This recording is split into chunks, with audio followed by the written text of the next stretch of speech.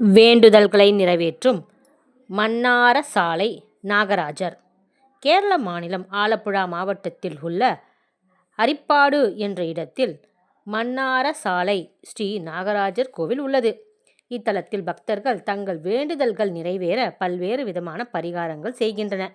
சர்வதோஷம் போக்கும் சிறப்புமிக்க இத்தலம். இதன் தல வரலாறு: திருமாலின் அவதாரங்களில் ஒன்று பரசுராமர் அவதாரமாம். இவர் தனது தந்தையை கொன்ற சத்திரியர்களை அழித்த பாவங்களில் இருந்து விமோசனம் பெற்றிட தெய்வீக மகரிஷிகளை அணுகினார்.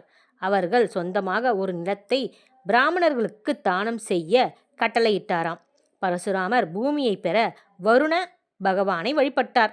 பரசுராமர் சிவன் அருளிய மழு என்ற ஆயுதத்தை சமுத்திரத்தில் இருந்து வீசினார். அந்த மழு விழுந்த இடம் வரை கடல் விளங்கியது. அவ்வாறு கிடைத்த பூமியை அந்தணர்களுக்கு தானம் செய்தார். அதுதான் கேரளம். உப்புச்சுவை காரணமாக வாழ தகுதியற்றதாக இருந்தால்தான் மக்கள் அவ்விடத்தை விட்டு அகன்றனர். இதை அறிந்து பரசுராமர் வேதனை அடைந்தார். அவர் திருமாலை நினைத்து தவம் புரிந்தார். அவருக்கு காட்சி தந்த திருமால், நாகராஜாவின் அருள் ஒளி பரவினால் மட்டுமே எண்ணியவை நடக்கும், அதற்கு நாகராஜாவின் அருளை பெற வேண்டும் என்று கூறி மறைந்துவிட்டார்.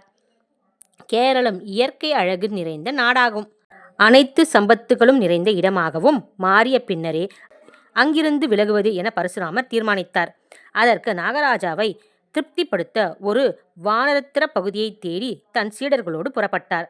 கேரளத்தின் தென்பகுதியில் கடலோரத்தின் அருகே தகுந்த ஓரிடத்தை கண்டார். அங்கே தவம் புரிந்த தீர்த்த சாலையும் அமைத்தார். பிற்காலத்தில் இந்த தீர்த்த சாலையே மன்னார சாலையாக மாறியது. பரசுராமனின் கடுந்தவத்தின் காரணமாக நாகராஜாவின் தரிசனம் கிடைத்தது. நாகராஜாவை வணங்கிய வேண்டிய பரசுராமரின் வேண்டுதலை ஏற்றுக்கொண்டார் நாகராஜர். கொடிய விஷ கதிர்களை பரப்பிட உடனடியாக அங்கு பயங்கரமான நாகங்கள் தோன்றின. விஷ ஒளிக்கதிர்கள் மூலம் கேரள பூமி முற்றிலும் நாக பூமியாக மாறியது. நாகராஜாவின் தினசரி தோற்றத்தினால் திருமாலில் அருள் சுரந்து தெய்வீக தன்மை நிறையற்றும் என்று வேண்டினார். பரசுராமர் நாகராஜாவை எந்தவித தயக்கமும் இன்றி அதை ஏற்றுக்கொண்டார். தனது சிஷ்யர்களின் விப்ரனை நாகராஜ பூஜை செய்யும் அதிகாரியாக தேர்ந்தெடுத்தார் பரசுராமர். மேலும் அவருடைய வம்சத்தில் பிறப்பவர்களுக்கு நாக பூஜையின் அனைத்து அதிகாரங்களையும் வழங்கினார்.